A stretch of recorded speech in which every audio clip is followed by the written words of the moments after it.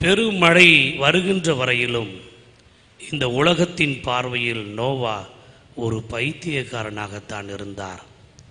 உலகம் என்ன நினைக்கிறது என்று நீங்கள் நினைத்திடல் வேண்டாம்.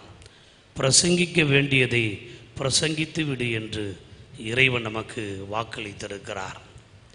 அன்பு இறைவா, என்னை எதிர்ப்போருக்கு நான் பாரமாகிவிடக்கூடாது. என்னை நேசிப்போருக்கு நான் தூரமாகிவிடக்கூடாது என்று நம் ஒவ்வொருடைய இறைவேண்டலும் இறைவனை நோக்கி ஏற்றி புகழ வேண்டும். கடந்த காலம் மீண்டும் வராது. போய்விட்ட உயிர் திரும்ப வராது. கடந்த வயது மீண்டும் வராது. கடந்து போன அலைகள் மீண்டும் வராது. எனவே நம்மை விட்டு கடந்து போகிற எதுவும், எந்த மணி நேரமும், எந்த நாளும், எந்த மனிதர்களும் மீண்டும் வரப்போவதில்லை.